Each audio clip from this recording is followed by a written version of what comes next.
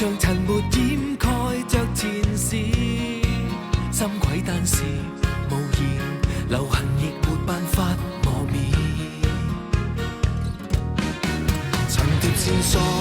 誰刪剪，淚來滴乾你潛藏那一面，收斂極盡人前，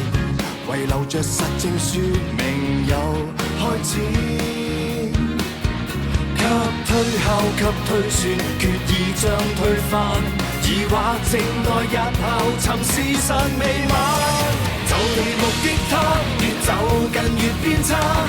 事實在分岔，重重謎團連環事態，千種心理見解，一種天理已在旁觀他。未及目擊他，用實驗做推翻。沒漏洞偏差，仍能尋回來源狀態。可分析去拆解，怎解釋理性共情之間？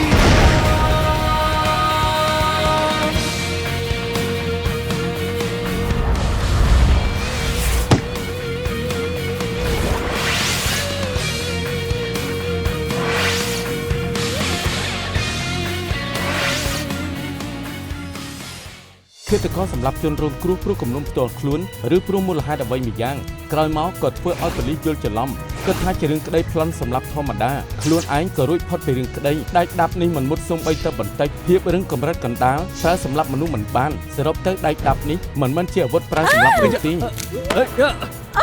នេះឈួតទេអីទៅស្លាប់ទៅខ្ញុំប្រាប់អ្នកឲ្យដឹងចុះខ្ញុំមិនបានសម្លាប់ឈិញឲ្យយាទេសម្រួចពន្លឺព្រះអាទិត្យស្តៀងរូបរាងសប៉ែតវិញរបស់អាវុធទីខ្ញុំចាំ logo លើជញ្ជាំងបន្ទប់តាំងផលិតផលបាន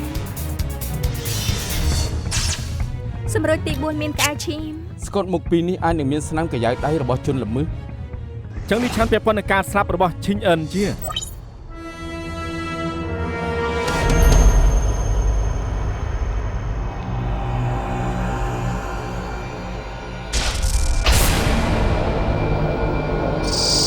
ម៉ាដាមក្រុមអក្រិតកម្មការលួនខាងលិចអ្នកស្រីពាក់ព័ន្ធនឹងការស្លាប់របស់ឈីងអិនយាអញ្ជើញទៅផ្ដោះចម្លើយកុំអាខ្វះតែ3ម៉ោងទៀតខ្ញុំអាចសណ្ដំចិត្តបានហើយទើបខ្ញុំអាចការពារជីវិតបានខ្ញុំត្រូវមានជីវិតដើម្បីមើលថែសុងជឺគេគ្មានខ្ញុំមិនបាននោះទេអ្នកណាគឺសុងជឺកូនប្រុសរបស់ខ្ញុំម៉ាដាមកុំអាចចាប់ខ្ញុំអីកូនប្រុសខ្ញុំខ្វះខ្ញុំមិនបានពិតមែនខ្ញុំត្រូវមើលថែកូនប្រុសដោះលែងខ្ញុំទៅបាទម៉ាដាម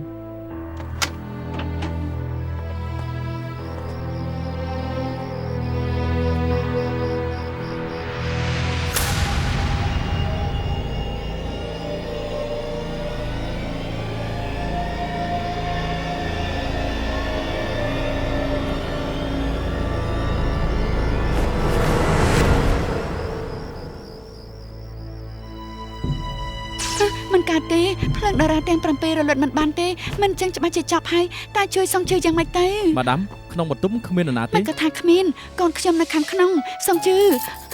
កូនប្រុសខ្ញុំនៅណាអ្នកស្រីមានកូនប្រុសពិតអត់គឺមានកូនប្រុសខៅក្មេងរបស់លីងខ្ញុំខំគេទុកហើយតាគេបាត់ទៅណាបានទៅហេតុអីអ្នកស្រីត្រូវឃុំកូនប្រុសខ្ញុំត្រូវធ្វើពិធី3ថ្ងៃ3យប់ខ្ញុំប្រាប់គេថាខ្ញុំត្រៀមនំប៉័ងនិងបាយទុកឲ្យហើយហេតុអីក៏គេបាត់ខ្លួនទៅអ្នកស្រីឃុំកូនប្រុសទុក3ថ្ងៃ3យប់មិននឹងបានហើយឲ្យខ្ញុំធ្វើយ៉ាងម៉េចខ្ញុំប្រាប់ឲ្យថាខ្ញុំធ្វើដើម្បីការពារជីវិតដើម្បីថែកូនខ្ញុំគេប្រហែលហូបនំប៉័ងអស់ហើយឃ្លានទៅឡើងទៅលើទូរួចហើយចុះតាមបង្អួនគេចេញទៅមិនបានទេគេទើបតែអាយុ6ឆ្នាំអាការៈគេអាចធ្វើទុកបានគ្រប់ពេល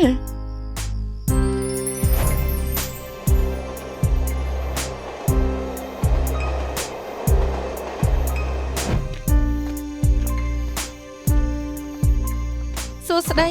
លោកយាយពួកយើងជាប៉ូលីសបានឃើញក្មេងប្រុសអាយុប្រហែល6ឆ្នាំទេកម្ពស់ប្រហែលនេះចាឃើញប្រហែលជាង1ម៉ោងមុនខ្ញុំឃើញក្មេងប្រុសឈរនៅត្រង់នោះហើយមើលមនុស្សខ្ញុំទើបខ្ញុំសួរថាចង់ទិញអីគេក៏មិនឆ្លើយទឹកមុខក្មេងដូចជាស្លេកស្លាំងដូចជាឃ្លានខ្លាំងណាស់ទើបខ្ញុំឲ្យនំខ្ញុំទៅគេមួយកញ្ចប់ពេលនេះក្មេងអ្នកណាទៅគេកាន់គូគីដើរទៅខាងនោះអរគុណហើយ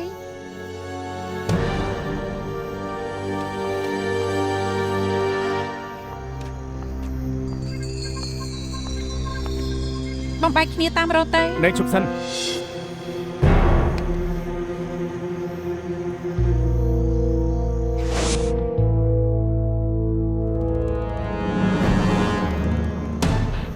អាចជារបស់សងជឺ ឆាប់ទៅរកទៅ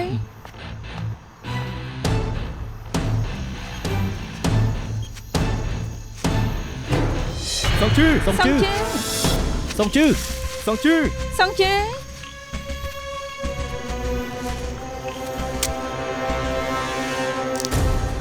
ម៉ាដាម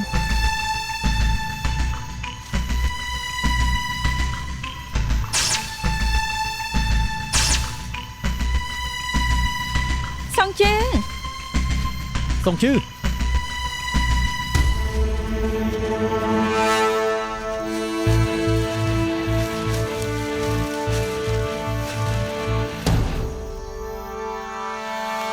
គេរឹងខ្លួនហើយប្រហែលអាការៈធ្វើទុំ ចាំខ្ញុំទៅរកឡានពេទ្យចុះ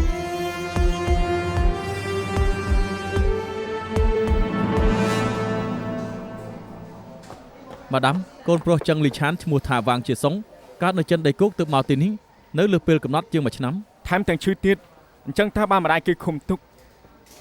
លោកគ្រូពេទ្យអ្នកជំងឺយ៉ាងម៉េច គេ ហើយ ការរោគរលាកខួរក្បាលពេលដែលអាការៈធ្វើទុកនឹងធ្វើឲ្យកន្ត្រាក់2នាទីបានសម្រាប់បន្តិចនឹងធូរស្រាលវិញតែអ្នកជំងឺដួលខ្លួនឯងមិនទាន់ដឹងខ្លួនទេព្រោះខ្វះខ្យល់និងអុកស៊ីហ្សែននៅក្នុងខួរក្បាលតែពិតជាសំណាងខ្លាំងណាស់ដែលពួកលោកនាំគេមកមន្ទីរពេទ្យទាន់ពេលនេះគេផុតគ្រោះថ្នាក់ហើយមិនមានអ្វីកើតឡើងទៀតទេ អរគុណហើយគ្រូពេទ្យ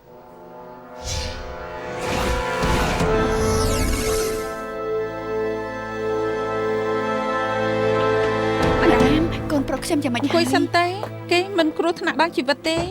តែត្រូវដេកពេនទុកចិត្តចុះពេលនេះមានមនុស្សជួយមើលថែគេហើយ រឿងលិខិតអនុញ្ញាតឲ្យសុពលភាពអន្តោប្រវេសន៍តាមដានតាមក្រៅចុះតែត្រូវអាការៈសងជឺធូរស្រាលសិនទើបចាត់ការ សុ បា ំ ន ជឿមិនកើតអីក៏ល្អហើយសង្ស័យបានធ្វើពិធីឲ្យគេតាន់ពេលអរគុណអរគុណអរគុណអរគុណ នៅអបិយជំនឿទៀតព្រោះអ្នកស្រីមិនបានមើលគេមក3យប់3ថ្ងៃទើបធ្វើឲ្យកើតរឿងបែបនេះ មិនមែនទេតែ3ម៉ោងទៀតខ្ញុំក៏លែងកាត់អីហើយ អ្នកស្រីនិយាយថា3ម៉ោងទៀតលេងអីតើជារឿងអ្វីទៅ គេចង់ធ្វើបាបខ្ញុំគេចង់យកជីវិតខ្ញុំ អ្នកណាធ្វើបាបអ្នកណាយកជីវិតអ្នកណា បងយានឹងហើយគេមកសងសឹកខ្ញុំសម្លាប់គេគេចង់ត្រឡប់មកយកជីវិតខ្ញុំធ្វើពិធីពុតជាស្រាប់តែ3យប់3ថ្ងៃទៀតក៏កែកម្មនេះបានហើយព្រោះតែពួកលោក ធ្វើខុសច្បាប់ត្រូវតែទទួលទោសធ្វើពិធីក៏ជួយមិនបានដែរ ហេតុអីបានសម្រាប់ឈិញអើយា ខ្ញុំក៏មិនចង់ដែរតែគេធ្វើហួសហេតុពេកខ្ញុំមកហុងកុងមិនបានប្រមាណប្តីខ្ញុំក៏គ្រោះថ្នាក់ចរាចរណ៍ស្លាប់អ្នកមើលថែសងជឿនៅចិនបែកសរសៃឈាមខួរក្បាលខ្ញុំធ្វើបានត្រឹមជួយសងជឿស្នើសុំលិខិតអនុញ្ញាតហើយលាក់គេទុកនៅក្នុងផ្ទះចុងក្រោយបងយាគាត់ដឹងថាលិខិតអនុញ្ញាតកូនប្រុសខ្ញុំអស់សុពលភាពទើបខ្ញុំត្រូវធ្វើការគ្រប់យ៉ាងមិនមែនត្រឹមការងារនៅក្រុមហ៊ុនសូម្បីការងារផ្ទាល់ខ្លួនគេខ្ញុំក៏ត្រូវធ្វើទិញម្ហូបធ្វើម្ហូបបោសសម្អាតឲ្យតែគេប្រើខ្ញុំក៏ខ្ញុំធ្វើបានគ្រប់យ៉ាងទាំងអស់តែដើម្បីសងជឿខ្ញុំត្រូវតែអត់ទ្រាំខ្ញុំលំបាកប៉ុណ្ណាក៏ខ្ញុំទ្រាំ ពេលកើតហេតុអ្នកស្រីសម្រាប់គេយ៉ាងម៉េច ថ្ងៃនោះចេញពីធ្វើការមកដល់ផ្ទះមិនទាន់បើកទ្វារផ្ទះផងគេក៏ទេមកប្រាប់ខ្ញុំឲ្យខ្ញុំទៅក្រុមហ៊ុនពួកនាងក៏ដឹងថាខ្ញុំនៅឆ្ងាយប៉ុណ្ណាត្រូវជិះឡានច្រើនតំណតម្រាំទៅដល់ក្រុមហ៊ុន ឈួតមែនមិនទទួលទូរស័ព្ទពេលទៅជប់លៀងបើឃើញលោកនៅជាមួយនាងនឹងច្បាស់ជាចាប់អន្ខាន បងយា រវល់ទៅងាប់ដល់ណាទើបមករកយើង ខ្ញុំក៏បញ្ញាប់មកហើយបងហៅខ្ញុំមកធ្វើអី មុននេះយើងរកចង្គមខ្មោចឆៅមិនឃើញពេលនេះរកឃើញហើយឈប់ប្រើហើយទៅវិញទៅ បងហៅខ្ញុំមកដើម្បីទៅរកចង្គមមែនទេ មិនពេញចិត្តទេយើងជាមនុស្សបែបនេះបើមិនពេញចិត្តមិនបាច់ធ្វើទេ រកឃើញហើយមិនក៏មិនទេប្រាប់ខ្ញុំទៅដល់ផ្ទះមិនទាន់បានចូលផ្ទះក៏ឆាប់ត្រឡប់មកវិញកូនប្រុសខ្ញុំមិនទាន់បានហូបបាយសូម្បីតែថ្នាំក៏មិនទាន់បានលេប ហើយវាយ៉ាងម៉េចវាស្លាប់អញ្ចឹងហ៎កូនប្រុសនាងមានជំងឺស្លាប់ទៅក៏ល្អដែរ មិនក៏បងនិយាយបែបនេះ ថយចេញទៅ អូយ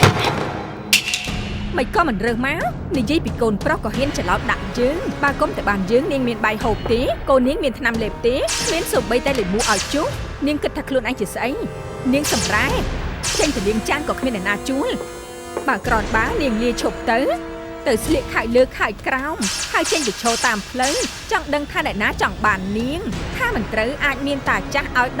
$10-20យើងប្រាប់ឲ្យដឹងចោះបើនៅចង់ធ្វើកុំមកប្រហើនបែបនេះជាមួយយើងទៀតប្រយ័ត្នយើងដេញនាងចេញហើយទៅប្រាប់អន្តោប្រវេសន៍ឲ្យប្តឹងនាងឲ្យពួកគេអូកូនប្រុសនាងយកទៅវិញឲ្យកូនប្រុសនាងទៅធ្វើអ្នកសុំទានថាមិនត្រូវជំងឺធ្វើទុកច្បាស់ជាដេកងាប់តាមចិញ្ចើមថ្នល់ នាងហ៊ានណា ន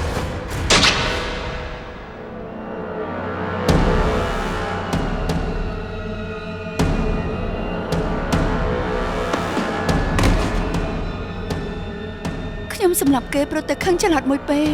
គេតែងខ្លួនដូចខ្មោចចិញ្ចក់ឈាមស្លាប់បែបគួរឲ្យខ្លាចណាស់ខ្ញុំខ្លាចគេមកសងសឹកខ្ញុំចាំបានដែរខេធីធ្លាប់ប្រាប់គេនិយាយតគ្នាថា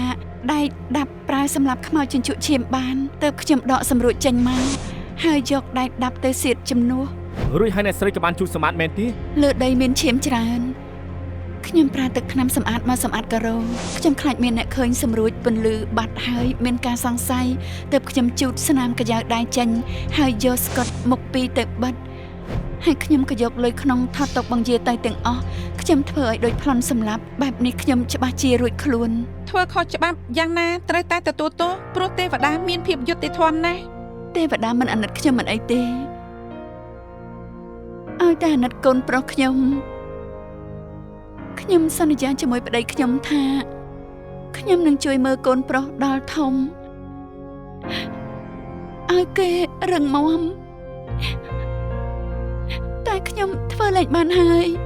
តើទៅខ្ញុំធ្វើលែងបានហើយ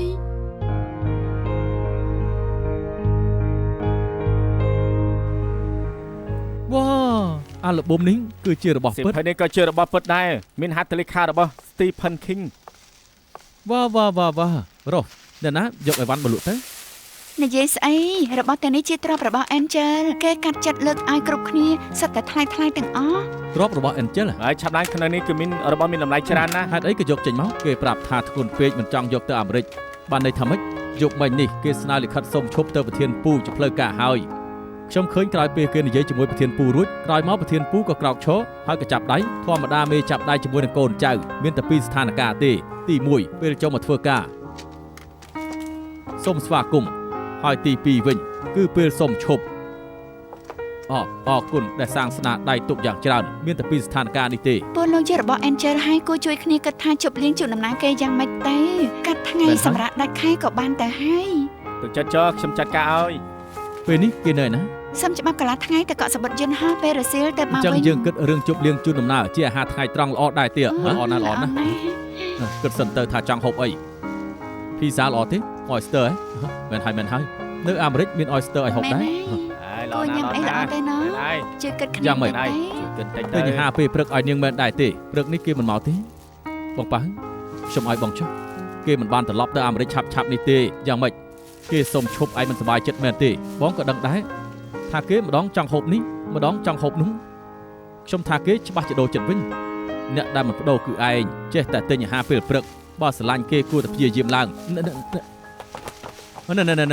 យ៉ាងម៉េចឯងហ្នឹងហ៎មិនក៏បងដឹងអញ្ចឹងអ្នកផ្សេងអាចមិនដឹង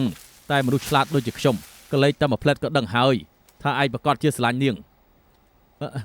បងប៉ាបងពុតជាឆ្លាតមែនអញ្ចឹងប្រហែលជាបងដឹងហើយថាពេលនេះខ្ញុំខូចចិត្តនិងសោកស្ដាយប៉ុណ្ណាខ្ញុំមិនអាចឲ្យគេទៅបានទេតែខ្ញុំមិនដឹងថានិយាយយ៉ាងម៉េចពេលនេះលេងតាន់ពេលហើយយឺតពេលហើយបងប៉ាជួយគិតខ្ញុំតិចទៅបើឯងស្រឡាញ់គេពិតមែនទោះជាយឺតពេលជាងនេះក៏តាន់ពេលដែរកុំឲ្យដូចខ្ញុំដាច់ខាតការដោះមិនបានញ៉ែហួស្ដាយក្រោយដល់សពថ្ងៃនេះយ៉ាងណាបទពិសោធន៍នៃភាពបរាជ័យវាក៏ល្អដែរចាំខ្ញុំប្រាប់តិចនិចដល់ឯងចោះពិតមែនណាបោះគួរចុះមកអញ្ចឹងឆាប់និយាយទៅតាមពិតទៅគ្មានអីពិបាកទេដំបងឯងណាត់គេចេញទៅរួចហើយបើកចិត្តខ្លួនឯងហើយឯងយកទៅឲ្យគេមើលផងប៉ុណ្្នឹងទេមិនបាច់មើលទេកំងតែក្រូចឆ្មាលោកមិនចេះផឹកស្រាទេត្រូវហើយអញ្ចឹងខ្ញុំយកតែក្រូចឆ្មានាងចូលចិត្តផឹក Blue Hawaii នាងហៅ Blue Hawaii ទៅបាន Blue Hawaii មួយអរគុណចាបានហេតុអីសុកណាត់ខ្ញុំចេញមកមិនហៅប្រធានពូមកជាមួយបើគ្មានអីចាំបាច់ទេជុំគ្នាក៏បានដែរតាមពិតទៅខ្ញុំណាត់នាងចេញមកព្រោះតែមានរឿងចង់និយាយជាមួយនាងខ្ញុំវ៉ាដៃខ្ញុំក៏ខ្វក់ណាស់មិនដឹងថាទៅចាប់អ្វីមកខ្ញុំទៅលាងដៃសិនហើយ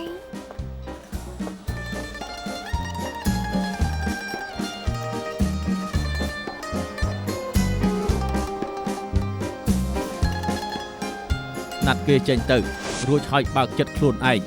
ហើយឯងយកទៅឲ្យគេមើលប៉ុណ្្នឹងទេងាយបែបនឹងឯងបងនិយាយស្រួលណាស់តែខ្ញុំនិយាយមិនចេញទេនឹងហើយបានត្រូវមានរបស់ជួយ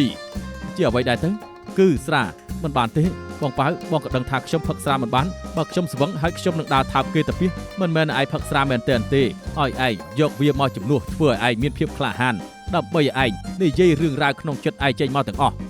ហ ហើយគេនឹងគិតថាឯងស្វឹងនិយាយការពិតនិងរំភើបចិត្តតែបើគេបដិសេធឯងធ្វើពុតជាស្វឹងហើយបើភ្លេចចោលទៅគ្រប់គ្នានឹងបែកគ្នាយ៉ាងល្អ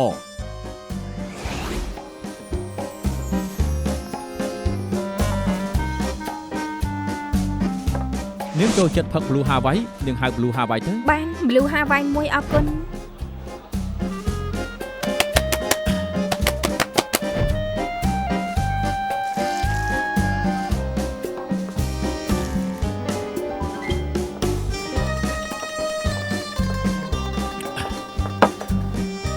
ហេតុអីក៏លោកផឹករបស់ខ្ញុំមែនខ្ញុំផឹក Blue Hawaii របស់នាងរឿងដែលខ្ញុំចង់និយាយតើតែខ្ញុំស្វឹងទើបខ្ញុំហ៊ាននិយាយប្រាប់នាងចង់ខ្ចីលុយខ្ញុំហ្មងអត់ទេខ្ញុំចង់ប្រាប់នាងថាខ្ញុំស្រឡាញ់នាងប្រាប់ថាគ្មានមិត្តប្រុសចង់ទៅនៅអាមេរិកទើបមិនគិតពីអ្វីពេលនេះនាងមានហើយខ្ញុំធ្វើជាមិត្តប្រុសរបស់នាងដើម្បីកុំឲ្យនាងនឹកខ្ញុំកុំទៅអាមេរិកចាំហ៊ីបឺតម្នាក់នោះបានទេពូរបស់វិនថ្ងៃនោះនាងចង់សួរគេតែពេលនាងស្វឹងគេក៏ចង់ឆក់ឱកាសរាល់លើកដែលខ្ញុំគិតវាធ្វើឲ្យខ្ញុំឈឺចិត្តរាល់លើកអញ្ចឹងតាំងពីបេះដូងខ្ញុំឈឺចាប់ខ្ញុំថាចប់ហើយអត់ទេមិនទាន់ចប់ទេខ្ញុំដឹងថាខ្លួនឯងស្រឡាញ់នាងពិតមែនលោកផឹកភេសជ្ជៈខ្ញុំពិតទេមនុស្សស្វឹងតែងតែនិយាយការពិតអញ្ចឹងខ្ញុំនិយាយការពិតអញ្ចឹងពេលលោកស្វឹងមិនដែលថាគេទៅពីទេមែនហើយសុំទោសខ្ញុំផឹកស្រាហើយខ្ញុំគ្រប់គ្រងខ្លួនឯងអត់បានតែកែវនេះមិនមែនស្រាទេហ៎ដំបូងខ្ញុំកំង Blue Hawaii ប៉ុន្តែពេលទៅដល់បន្ទប់ទឹកខ្ញុំបដូរចិត្តយកតែអ៊ូឡុងវិញ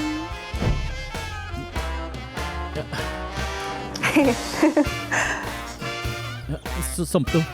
មិនបានផឹកស្រាស្វឹងហើយនិយាយការពិតតែគ្រប់ម៉ាត់ដែលខ្ញុំនិយាយគឺចេញពីចិត្តទាំងអស់ខ្ញុំធ្លាប់គួរឲ្យស្អំដែលទុកនឹងជីវិតដែលនិយាយស្ដីមើលងាយនេះតែពេលនេះខ្ញុំបានដឹងចិត្តខ្លួនឯងតាមពិតបេះដូងខ្ញុំលូតទៅហើយតែនាងមិនដឹង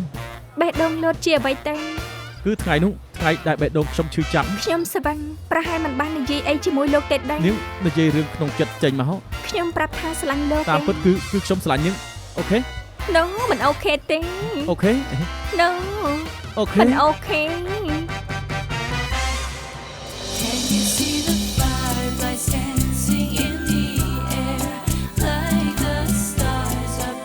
តាមពិតខ្ញុំមិនចាំបាច់ផឹកស្រាក៏អាចថើបនាងបានដែរ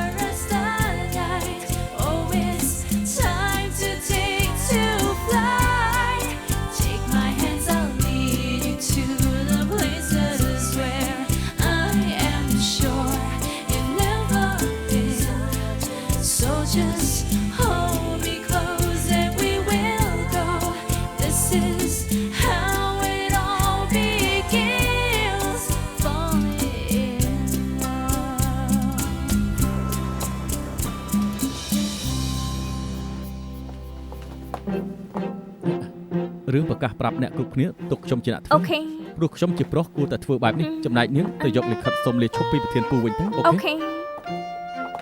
ទាំងអស់គ្នាអរុនសួស្ដីសួស្ដីអរុនសួស្ដីប្រធានពង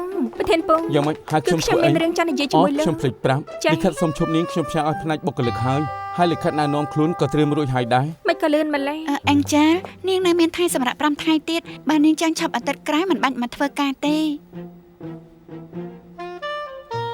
ប្រធានពងដែលខ្ញុំចង់និយាយនោះគឺអេនជិលពេលទៅឲ្យកំណត់ពួយជើងពេកឲ្យធ្វើទូនាទី CSI ឲ្យបានណាស៊ូខ្ញុំនឹងបានអួតគេថាមានមិត្តអាស៊ី SI មានកិត្តិយសណានាងត្រូវខិតខំធ្វើការណាហើយរឿងជប់លៀងជូនដំណើរពួកយើងបានកក់កន្លែងទុករួចហើយពួកយើងធ្វើគ្រប់យ៉ាងដើម្បីកក់ក្លឹបដែលល្អជាងគេនៅហុងកុងឲ្យនាងច្បាស់ជាសប្បាយចិត្តមិនខាននោះទេយកអនុស្សាវរីយ៍ល្អៗទៅអាមេរិកសុំទោសផងអ្នកទាំងអស់គ្នាខ្ញុំលែងចង់ទៅអាមេរិកហើយខ្ញុំមិនចង់លាឈប់ទេប្រធានពូយឺតពេលឬអត់ប៉ុន្តែគ្រប់យ៉ាងបានធ្វើរួចអស់ហើយNo ជំហានដំណើរការមិនស្រួលទេប៉ុន្តែវាអាចសុំផ្អាកបានបែបដែរទេខ្ញុំប្រាប់ប្អូនប្រុសរួចហើយថាខាងយើងត្រូវការមនុស្សឲ្យគេត្រៀម CV មកដាក់នាងប្រាប់ឲ្យប្អូនរៀនតពី1ឆ្នាំទៀតចាំមកតែខ្ញុំចេញលុយជួលដៃនាងក្លឹបហើយឡើងដល់$2,000ឯនោះណា$2,000ខ្ញុំចេញឲ្យគ្មានបញ្ហាទេអូខេរឿង Angel ពាក់ព័ន្ធអីជាមួយឯងមែនហើយឯងពាក់ព័ន្ធអីដែរយ៉ាងណាក៏ដោយបញ្ហារបស់ Angel គឺជាបញ្ហារបស់ខ្ញុំហេតុអីទៅព្រោះថាខ្ញុំគឺជាមិត្តប្រុសរបស់ Angel ពួកយើងដឹងវាហើយទ ទាំងអស់គ្នាផ្ដេសផ្ដាស់មែនពួកឯងផ្អែមល្ហែមដល់ហើយដល់ថ្នាក់ចាប់ដៃគ្នាក្នុងហាងអាហារទៀតផង ខ្ញុំជួយនិយាយតាមដែលអ្នកគ្រប់គ្នាសុំប៉ុណ្ណោះ អញ្ចឹងបាន បាន ន័ ន័ យ យ ថា ថាបើនាងចង់នៅទៀតក៏គ្មានបញ្ហាលិខិតលាឈប់នៅជាមួយខ្ញុំ ប៉ុន្តែខេនប្អូនប្រុសខ្ញុំកំពុងរកការងារពិតមែ ទុ ន កចិត្តចុះក្រុមហ៊ុនមិត្តខ្ញុំនៅទទួលមនុស្សចាំខ្ញុំជួយរកការងារល្អឲ្យ អរគុណច្រ ពី ែន ជប់លៀងនេះទុកថាអបអរឲ្យពួកឯងតែម្ដងទៅល្អដែរទៀតប្រកាសណាខ្ញុំខំចំណាយអស់$2000សម្រាប់ថាពេលនេះអ្នកចេញលុយគឺឯងមិនដែរទេណាគ្មានបញ្ហាទេអូ ឡឡ អរគុណ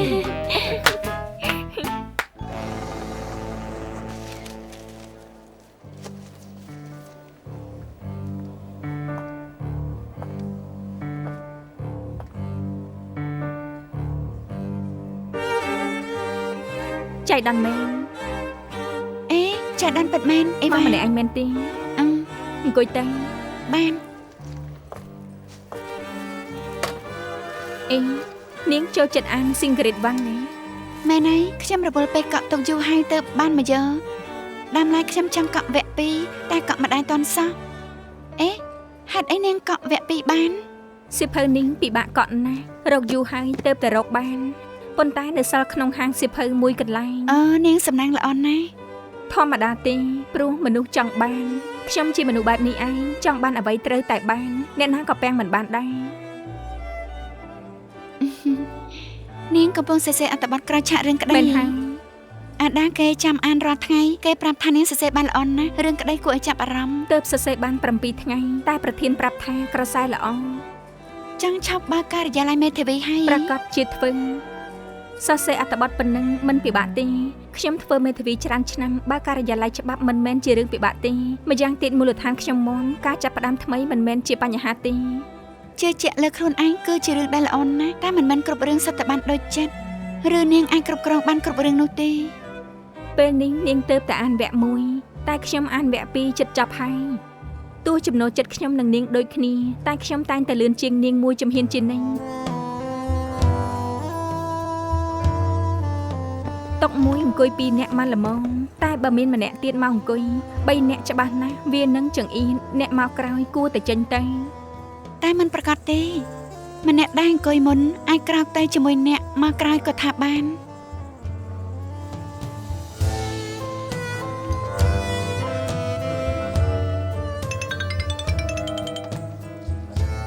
ចាស់ប្រធានមានអ្វីមែនទេអូខេខ្ញុំនឹងប្រញាប់ទៅភ្លាម អ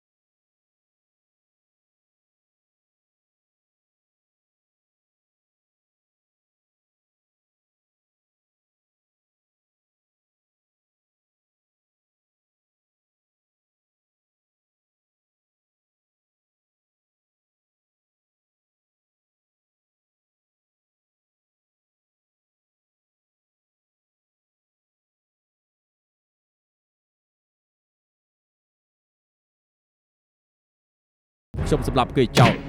សម្លាប់គេតែម្នាក់វាគ្រប់គ្រាន់ណាស់ទៅហើយតែស្រីម្នាក់នោះមុខជាត្រូវឃាតករយកកបិតឆូតជាសញ្ញាខ្វែងហើយលើកខ្លួនត្រូវចាក់ចោលកបិតឃាតករម្នាក់នេះចិត្តខុសប្រក្រតីអ្នកនាងមេធាវីសូមអ្នកនាងជឿខ្ញុំចុះ ហេតុអីខ្ញុំត្រូវជឿលោក បើមិនឃើញក្តាមមកឈូសទេក៏មិនស្រក់ទឹកភ្នែកដែរ លោកចិត្តស្លាប់ហើយឯង សង្ឃឹមថាមុនខ្ញុំស្លាប់ខ្ញុំនឹងបានលាតត្រដាងការពិតមិនឲ្យជនល្មើសរួចខ្លួនជាដាច់ខាត តែរឿងកន្លងហួសទៅ30ឆ្នាំហើយពេលនេះគេក៏អាយុច្រើនហើយ ប៉ុន្តែ30ឆ្នាំមកនេះអាចមានមនុស្សត្រូវគេសម្លាប់ទៀតគ្រប់គ្នាត្រូវគេសម្លាប់ត្រូវស្លាប់យ៉ាងអយុត្តិធម៌វាអយុត្តិធម៌ចំពោះពួកគេណាស់ម្យ៉ាងទៀតប្តីប្រពន្ធ2នាក់នេះមានកូនស្រីម្នាក់បើរកមុខឃាតករមិនឃើញទេវាអយុត្តិធម៌ចំពោះក្មេងស្រីម្នាក់នេះខ្ញុំចាំបានកាលនោះក្មេងស្រីម្នាក់នេះគេទើបតែមានអាយុ5ឆ្នាំតែប៉ុណ្ណោះគេមានឈ្មោះថាចុងហៀកសិន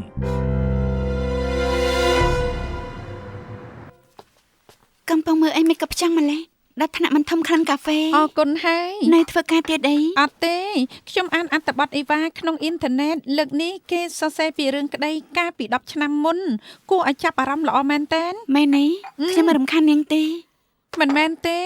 ក្រៃនាងចូលចិត្តការវិភាគក្តីណាស់មែនទេមិនក៏មិនចាប់អារម្មណ៍អត្ថបទអីវ៉ាអញ្ចឹង ព្រោះការប៉ិនមិនដោយរឿងនិពន្ធរឿងក្តីមែនតែនតែងតែមានសាច់ញាតិជនរងគ្រោះមិនច្រើនក៏តិចបាទតែតការធ្វើសាច់ញាតិពួកគេនឹកឃើញរឿងកំសត់ហើយការទឹកម្ដងទៀតខ្ញុំថាមិនសូវជាល្អជាមួយនឹងពួកគេប្រហែលទេ តែកន្លងហួសទៅច្រើនឆ្នាំហើយ មានរឿងខ្លះការឡើងហើយពិបាកបំភ្លេចរឿងការទុកខ្លះការកាត់ទុកក៏ដិតជាប់ក្នុងចិត្តរហូត ខ្ញុំយល់ហើយអ្នកណាមកទាំងយប់នេះ ខ្ញុំទៅមើលឲ្យអេ សួស្តី អ៊ីវ៉ា ហេអ៊ីវ៉ាមិនមកទាំងយ មែន ប់ ហើយមកទាំងយប់សុំទោសផងណាមែនឌីខ្ញុំចង់និយាយជាមួយនាង ចុះសិនមករកខ្ញុំទាំងយប់មានការអីដែរ សុំទោសផងខ្ញុំមិនទះសារពេកព្រោះមិនចង់ឲ្យខាតពេលថ្ងៃនេះខ្ញុំទៅរកអ្នកទោសឈ្មោះឋានឆឹងយ៉ុងគេជាជនល្មើសដែលសម្លាប់ប៉ាម៉ាក់នាងកាលពី30ឆ្នាំមុន ហើយយ៉ាងម៉េច ខ្ញុំចង់ប្រាប់នាងឲ្យយល់សង្ឃឹមថានាងឲ្យតម្រុយរឿងក្តីនេះបាន នាងចង់យករឿងក្តីនេះមកសរសេរអត្ថបទមែនទេ មែនតាមពិតទៅឋានឆឹងយ៉ុងគេចង់ឲ្យធ្វើបែបនេះ ហេតុអីគេត្រូវរកនាងដើម្បីឲ្យនាងជួយគេ មិនថាជាចេតនាអ្នកណាសុំទៅផងអីវ៉ាខ្ញុំជួយនាងមិនបាន អ៊ីវ៉ា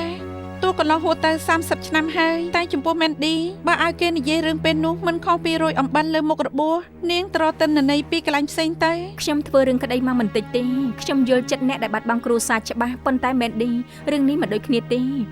រឿងក្តីនេះអាចនឹងមានអ្វីទៀតរឿងក្តីលាក់ក្តី នាងបានន័យថាការនោះខាងប៉ូលីសចាប់មនុស្សខុសហើយតឡាការកាត់ទោសខុសហើយ ឋានឆឹងយ៉ុងប្រាប់ខ្ញុំខ្លួនឯងថាគេសម្លាប់ប៉ានាងតែម៉ាក់របស់នាងគេមិនបានសម្លាប់ ខ្ញុំចាំបានថាធ្លាប់លើរឿងបែបនេះ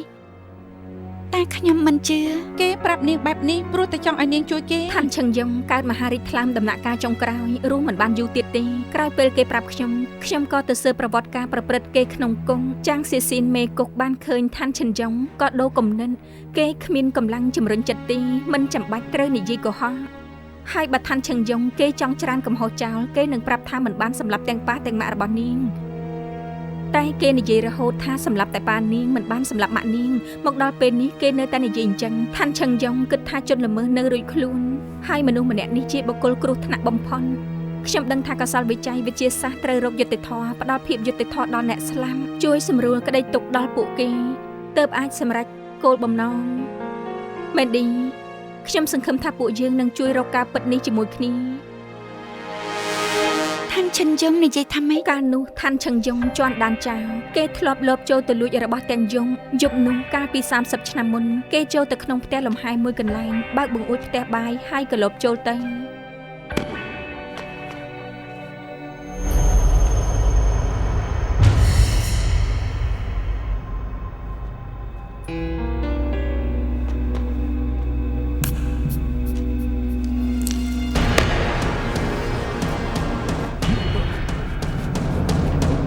ស្លាប់ទៅ ស្នាមក្រយ៉ៅដៃឋានឆឹងយ៉ុងនៅជាប់អាវុធសម្រាប់ប៉ានីនៅលើការ៉ូក៏មានដានជើងប្រឡាក់ឈាមរបស់គេប៉ូលីសរកឃើញជនសង្ស័យតែម្នាក់គឺជាគេ ท่านឈឹងយងប្រាប់រហូតថាគេសម្លាប់តែប៉ានាងតែម្នាក់តែការត្រួតពិនិត្យកាលពី30ឆ្នាំមុនពិសោធន៍មិនបានថាគេមិនបានសម្លាប់ម៉ាក់នាងទើបត្រូវកាត់ទោសជាប់គុកអស់មួយជីវិតគេបានត្រឹមតែឈ្ងោកមុខព្រមទទួលទោសមកដល់ពេលនេះគេចិត្តស្លាប់ហើយទើបចង់រកការពិតឲ្យរឿងក្តីមួយនេះ មែនឌីកាត់អីអន់ដៃនាងតិចណាស់ ខ្ញុំមិនកាត់អីទេ សុំទោសណាមែនឌីដែលធ្វើឲ្យនាងនិយាយរឿងនេះតែក្នុងរបាយការណ៍ប្រាប់ថាពេលជួបនាងពួននៅក្នុងទូដល់សន្លំនាងអាចធ្លាប់ឃើញមុខជនល្មើសមុននឹងសន្លំនាងសាកគិតមើលសិនទៅបានទេក្រែងលោនឹកឃើញ អត់ទេខ្ញុំនឹកអ្វីមិនឃើញទេ មែនឌីយើងសាកគិតមើលទៅយើងច្បាស់ជាតាមរកឃាតករពិតប្រាកដឃើញ មិនបានខ្ញុំនឹកមិនឃើញខ្ញុំជឿក្បានណាស់ បានហើយមិនបាច់គិតទេ ខ្ញុំនឹកមិនឃើញពិតមែន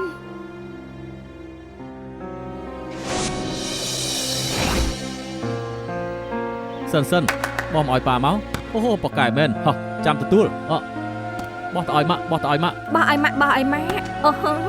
ពូកែមែនប្រុងព្រៀបទទួល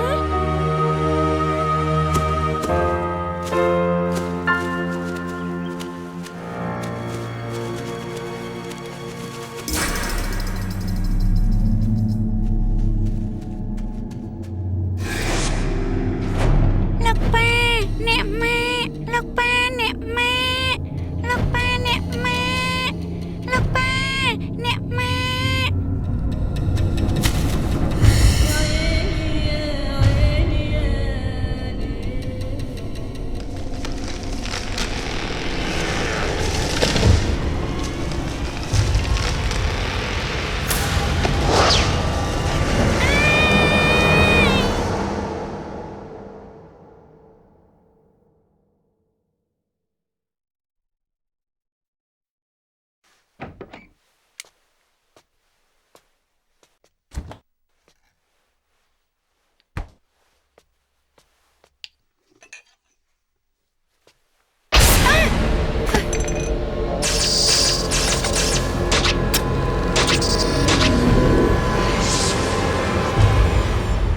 នាងទេ នាងមិនកាត់អីមែនទេ មុននេះខ្ញុំជាសពអាក្រក់តែចាំមកផឹកទឹកបន្តិចប៉ុន្តែ នាងកាត់អី ខ្ញុំឮសំឡេងប៉ាំងទៀតហើយហេតុអីទេ ចូលទៅសម្រាប់ក្នុងបន្ទប់ទៅគេងសម្រាប់ទៅនឹងបានធូរវិញតោះ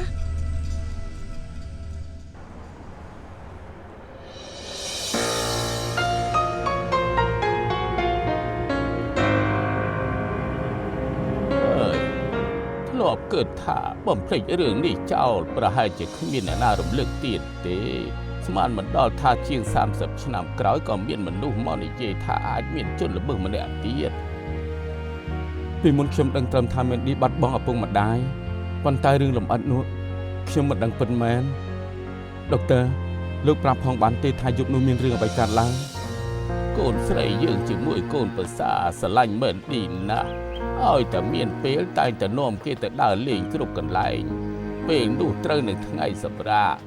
ទើបពួកគេនាំកូនទៅដើរលេងយួនឡើង2ថ្ងៃដល់ថ្ងៃទី2អ្នកមើលថែផ្ទះលំហែមិនឃើញពួកគេសងកូនសោទើបពួកគេទៅមើលពេលចូលទៅក៏ឃើញកូនប្រុសយើងនិងកូនប្រសាស្លាប់ហើយសំណាងដែលជួបក្មេងស្រីមែនឌីអាយុ5ឆ្នាំដេកសន្លប់នៅក្នុងទូនៅមុខបន្ទប់ទទួលភ្ញៀវតែម្នាក់ឯងគួរឲ្យអាណិតណាស់ក្រោយមកមិនឌីមិនព្រមនិយាយអីឡើយពេលប្រាប់ថាគេកើតជំងឺអីទេ PTSD របួសខាងផ្លូវចិត្តត្រូវហើយអ្នកជំងឺដែលកើតរោគនេះតែងតែរត់គេចហើយមិននិយាយទេបដិសេធមិនព្រមគិតពីហេតុការណ៍ដែលកើតឡើងពេលនោះឆាប់ភ័យខ្លាចប្រសាទលងមិនឌីតែងតែស្ដាប់ខុសមើលច្រឡំហើយនឹងឮសំឡេងអាចដោយសារតែអាការៈជំងឺនេះគ្រូពេទ្យក៏ប្រាប់ចឹងដែរគេប្រាប់ថាពេលមិនឌីសន្លប់ខួរក្បាលវាធ្វើការការពារខ្លួនឯងវាយកការចងចាំដល់រន្ធត់លាក់ទុកហើយក៏លាក់ទុកយ៉ាងជ្រៅទើបទៅជាភ័យខ្លាចចំពោះគេនេះមិនជារឿងល្អទេឃាតកររោគចិត្តនេះចង់សម្លាប់មនុស្សហើយឆោតមុខកូនប្រសាយើងឲ្យខ្លាចជាអញ្ចឹងពួករោគចិត្តពិតប្រាកដបើសិនជាឲ្យវារួចខ្លួនច្បាស់ជាមានគ្រោះថ្នាក់ដល់អ្នកដទៃទៀតមិនខានទេប្រធានពូទិន្នន័យដែលលោកឲ្យរកក្នុងកាសែតអរគុណបងប៉ារឿងក្តីឃាតកម្មនេះល្បីណាស់នៅកាលនោះ កសែតចុះព្រមព្រៀតមនុស្សស្រីគួរអាណិតខ្លាំងណាស់ស្នាមកបិតសុកខ្លួនផ្ទៃមុខត្រូវឆោតឡើងដាច់សាច់ត្រឹមតែប្លន់សម្លាប់គេមិនធ្វើបែបនឹងនោះទេដុកទ័រហួងដែលចូលនិវត្តន៍ហើយទទួលខុសត្រូវរឿងក្តីនេះ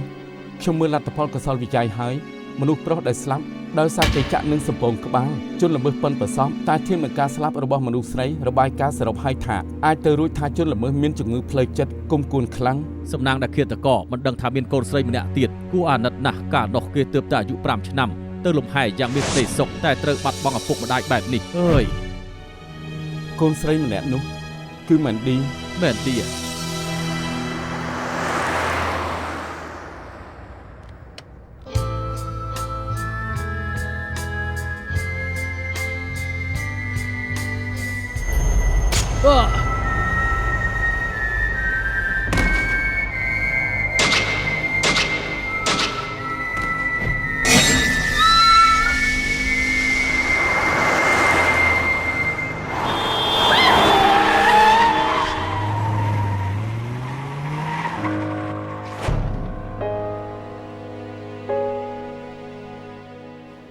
ខ្ញុំយកកាហ្វេចុះនាង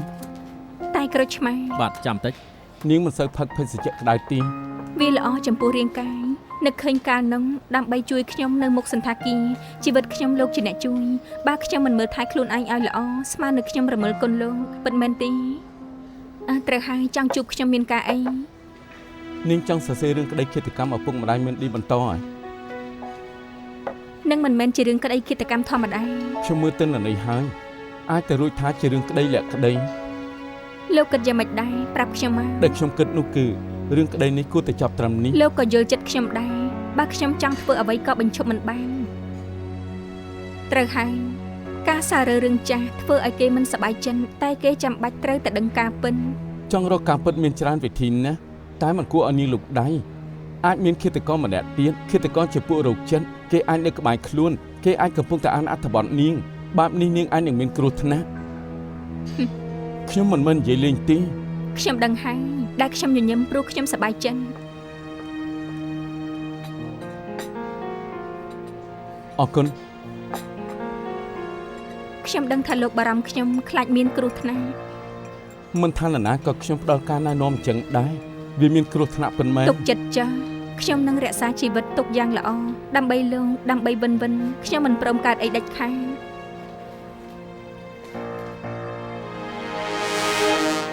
រួចរាល់ហើយលឿនមែនតើអស់ហើយព្រោះលោកប៉ាបង្រៀនទើបកូនធ្វើបានឆាប់រួចល្អណាស់ថ្ងៃនេះកូនធ្វើល្អត្រូវឲ្យរង្វាន់បន្តិចលេងអ៊ីនធឺណិតបានកូនអត់លេងទេកូនចង់គូររូបត្រៀមប្រឡងថ្ងៃស្អែកស្អែកប្រឡងហើយអញ្ចឹងកូនត្រូវធ្វើចិត្តឲ្យសប្បាយសម្រាប់ឲ្យច្រើនទើបជាការល្អតែមិត្តភ័ក្តិផ្ដល់ក្តីសង្ឃឹមលើកូនច្រើនណាស់ការប្រឡងរបស់ក្មេងអន្តរជាតិរៀបចំឡើងនៅហុងកុងកូនជាតំណាងសាលាអ្នកគ្រូប្រាប់ថាកូនជាក្តីសង្ឃឹមសាលាម៉ាក់ក៏គិតថាកូននឹងឈ្នះកូនត្រូវតែឈ្នះឲ្យបានតាមពិតមានមនុស្សជាច្រើនរំពឹងចង់ឲ្យកូនឈ្នះជារឿងដ៏ល្អតែអ្នកប្រឡងច្រើនដល់ម្លឹងចំណែករង្វាន់មានតែ3រង្វាន់បានន័យថាអ្នកមិនបានរង្វាន់ច្បាស់ជាខកបំណងខ្លាំងណាស់កូនមិនចង់ខ្លាចជាអញ្ចឹងគ្រប់គ្នាមិនខកបំណងមិនបានទេកតិការបស់ហ្គេមគឺវាអញ្ចឹងឲ្យតែវិនពេលប្រឡងប្រឹងឲ្យអស់ពីសមត្ថភាពធ្វើឲ្យបានល្អបំផុតទោះជាមិនបានរង្វាន់ក៏ទុកថាកូនឈ្នះព្រោះថាកូនឈ្នះខ្លួនឯងកូននឹងប្រឹងឲ្យអស់ពីសមត្ថភាពយកឈ្នះខ្លួនឯងឲ្យបានបើយកឈ្នះខ្លួនឯងបានហើយរឿងផ្សេងមិនមែនជាបញ្ហាទេចាំទុកណាកូនសង្ឃឹមខ្លាំងអស់សង្ឃឹមក៏ខ្លាំងកូនយល់ហើយម៉ាក់របស់កូនគេយល់ទេបើម៉ាក់មិនយល់កូននឹងយកសម្ដែងប៉ាទៅប្រាប់សង្ឃឹមខ្លាំងអស់សង្ឃឹមក៏ខ្លាំងដែរមែនទេ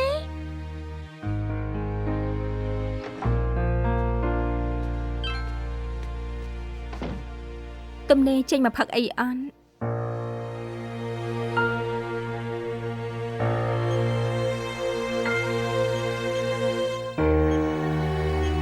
សូមទោសផងខ្ញុំកំពុងរវល់ចេញទៅមិនបានទី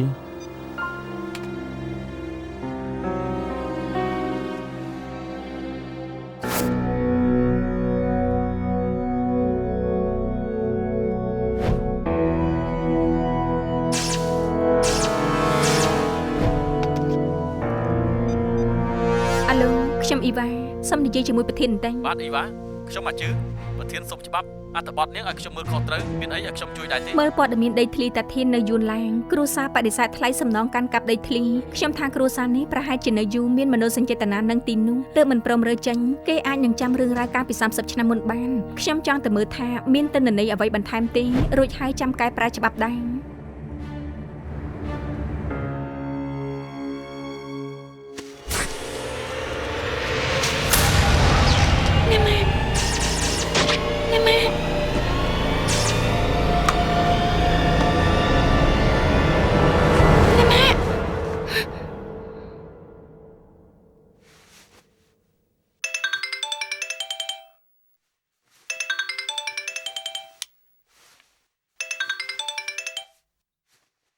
អាឡូ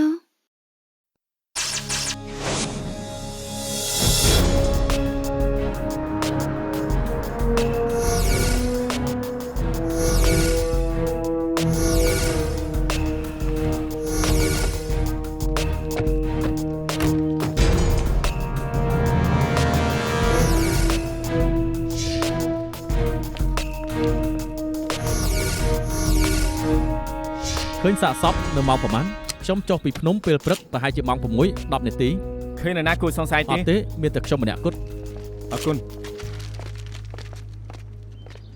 យ៉ាងម៉េចហើយវិន ប្រធានពូពេលនេះម៉ោង6ជាងគឺមានមនុស្សឆ្លងកាត់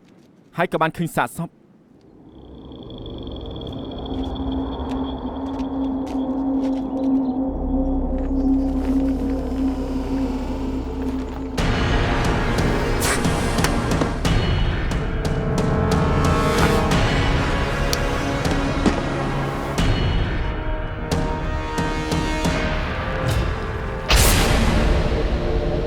ឃាតករអាចទទួលរោគចិត្តគេអាចនៅក្បែរខ្លួនអាចកំពុងតែអានអត្ថបទនាងបែបនេះដូចជាផ្សាញ់ផ្សាយគេនាងអាចនឹងមានគ្រោះថ្នាក់បាន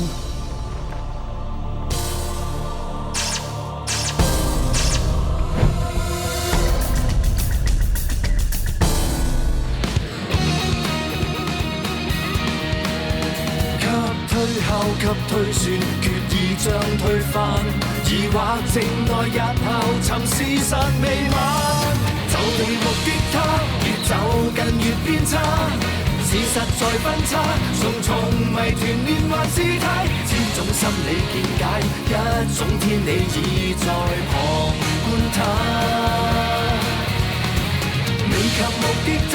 用實驗做推翻。沒漏洞偏差，仍能尋回混亂狀態。可分析去拆解，怎解釋理性共情之間？